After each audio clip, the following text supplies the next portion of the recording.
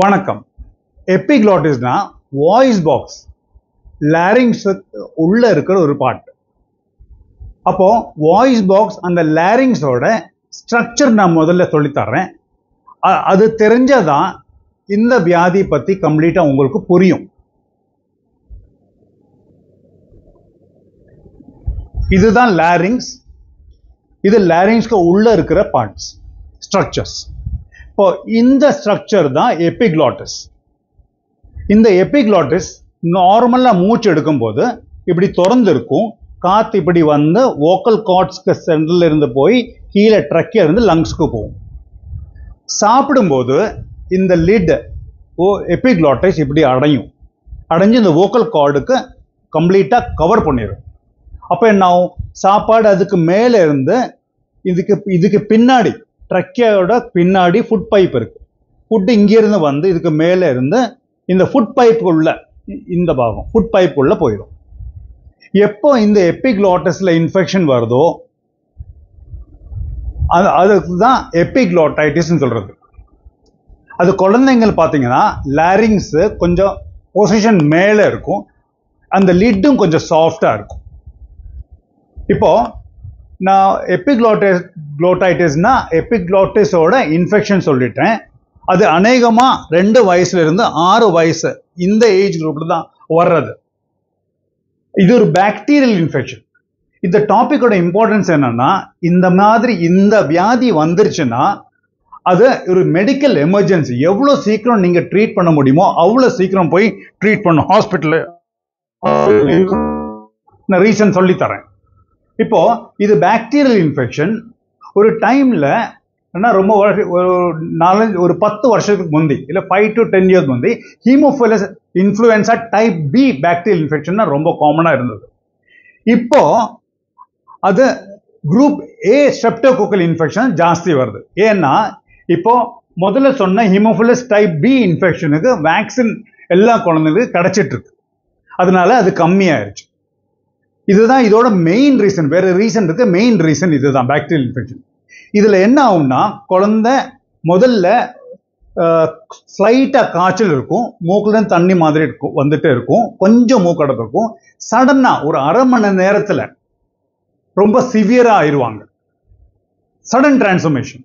அப்ப என்னென்ன ஆகும்? இந்த அரை மணி நேரத்துல காய்ச்சல் ரொம்ப ஜாஸ்தியா இருக்கும், 102 103 ஹை டிகிரி ஃபீவர் இருக்கும். தொண்டை ரொம்ப வலிக்குதுன்னு சொல்லுவாங்க. அது சொல்லும் போது அந்த சவுண்டு ரொம்ப சேஞ்சா இருக்கும், பேச முடியாது. அப்புறம் மூச்சு திணறும், மூச்சு எடுக்க முடியாது. இதெல்லாம் ஒரு அரை மணி நேரத்தில் நடக்கும். இப்போ நீங்க வெயிட் பண்ணக்கூடாது. எவ்வளவு சீக்கிரம் ஹாஸ்பிட்டல் எத்த முடியுமோ அவ்வளோ ஃபாஸ்டா எத்தணும்.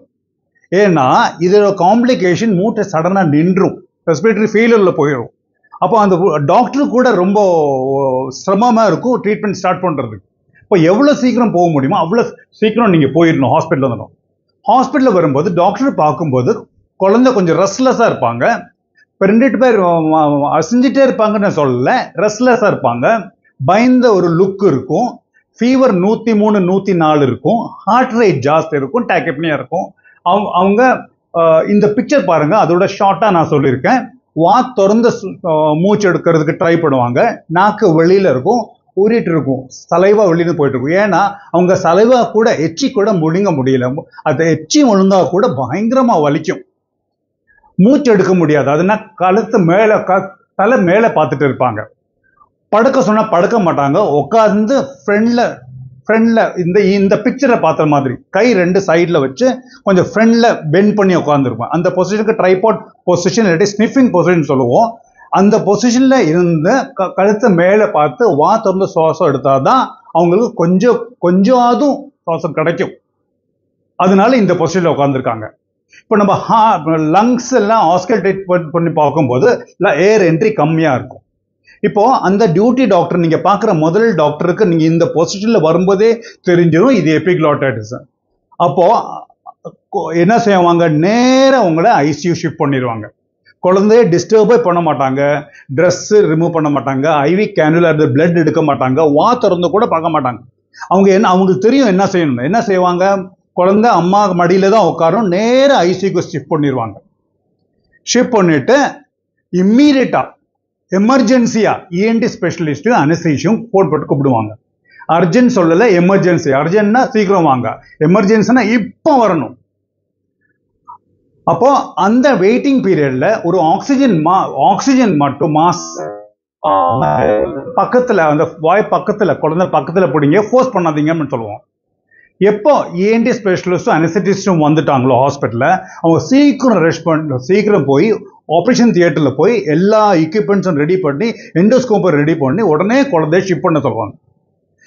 அப்போ குழந்தை ஓட்டி ஆப்ரேஷன் தியேட்டர்ல வந்துட்டோம்னா முதல்ல அனஸ்தெட்டிஸ்ட் ஒரு அனஸ்தீசியா, மைல்டு அனஸ்தீசியா கொடுப்பாங்க.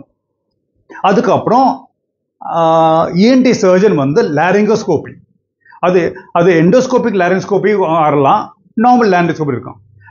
லாரிங்கோஸ்கோபி செஞ்சு அந்த எபிக்ளோட்டிஸ் பார்ப்பாங்க. எபிக்ளோட்டிஸ் பார்க்கும்போது அது நல்ல சுவந்து இருக்கும். இந்த பிக்சர் பார்த்தீங்கன்னா இது நார்மல் எபிக்ளோட்டிஸ். இப்போ இந்த வீடியோ பாருங்க, இந்த வீடியோல இது பாருங்க, இந்த ரெட்டா இருக்கு பாருங்க, அதுதான் எபிக்ளோட்டிஸ். கொஞ்சம் கூட இடம் கிடையாது. இந்த டிஃபரன்ஸ் பாருங்க, எவ்வளவு டிஃபரன்ஸ் இருக்குன்னு பாருங்க. ஃபுல்லா சுவந்து இருக்கு, காத்தே உள்ள போக மாட்டேங்குது. அப்போ இதுக்கு டயக்னோசிஸ் கன்ஃபார்ம் ஆயிடுச்சு. டயக்னோசிஸ் கன்ஃபார்ம் முடிஞ்ச உடனே ஒரு த்ரோட் ஸ்வாப் கல்ச்சர் சென்சிட்டிவிட்டிக்கு எடுத்துருவாங்க. எடுத்த உடனே அனஸ்தெட்டிஸ்ட் வந்து குழந்தைய இன்டியூபேட் பண்ணிடுவாங்க, டியூப் போடுவாங்க. இன்டியூபேட் பண்ணிட்டோம்னா ஏர்வே செக்யூர் ஆயிடுச்சு, குழந்தை சேஃப். இப்போ எவ்வளோ சீக்கிரம் போக முடியுமோ அவ்வளோ சீக்கிரம் போகணும். அதுக்கப்புறம் ஒரு எக்ஸ்ரே எடுப்போம். இப்போ சப்போஸ் இவ்வளோ சிவியர் கிடையாது, ஹாஸ்பிட்டல் அந்த டியூட்டி டாக்டர் பார்க்கும்போது பரவாயில்ல கொஞ்சம் டைம் இருக்குன்னா முதல்ல கூட எக்ஸ்ரே எடுக்கலாம் கன்ஃபார்ம் பண்ணுறதுக்கு. அந்த இப்போ இந்த ஸ்டேஜில் நான் சொல்லும்போது இன்டியூபேஷன் முடிஞ்ச உடனே நம்ம எக்ஸ்ரே எடுப்போம். எக்ஸ்ரே எடுக்கும்போது அந்த எபிக்ளோட்டிஸ் வீங்கி இருக்கிறது பார்க்கலாம். ஏர்வே ரொம்ப கம்மியாக இருக்கும். இப்போ ஏர்வே கிடைச்சிருச்சு, நார்மலாக இன்டியூபேட் பண்ணிட்டோம், குழந்தை சேஃப் ஆயிருக்கு, டேஞ்சர் கிடையாது. இப்போ இந்த டைம்ல ஐவி கேனுலா போடுவோம், பிளட் எடுத்து லேபுக்கு அனுப்புவோம். அது நார்மல் பிளட் டெஸ்ட்டும் வேணும், பிளட் கல்ச்சரும் வேணும். அப்போ அதுக்கப்புறம் ஃபர்ஸ்ட் ஆன்டிபயோட்டிக் டெஸ்ட் டோஸ் கொடுத்த உடனே antibiotic highest 3rd generation cephalosporin start பண்ணுவோம். சேர்த்து ஐவி ஸ்டீராய்ட்ஸும் பாராசிட்டமால் கொடுப்போம். ரொம்ப காய்ச்சலாக இருந்தால் டெப்பேட் ஸ்பாஞ்சிங் செய்வோம்.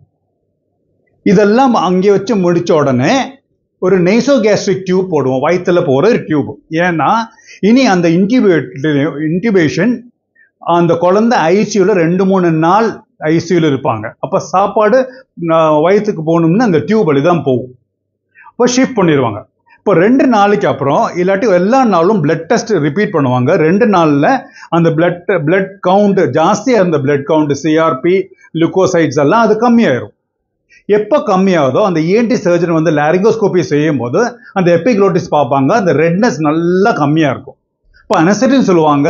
அந்த டியூப் போடும்போது கொஞ்சம் கூட இடம் இல்லை முதல்ல. இப்போ ஏர் லீக் இருக்கு, இடம் இருக்கு, கம்மியாக இருக்கு, அந்த ஸ்வெல்லிங் எல்லாம் கம்மியாக இருக்குன்னு சொல்லுவாங்க. அந்த டியூப் கழட்டிடுவோம். அப்படின்னா 2-3 நாளைக்கு. எப்போ டிஸ்சார்ஜ்? 5 நாளைக்கு அப்புறம் தான் டிஸ்சார்ஜ். இப்படி தான் நம்ம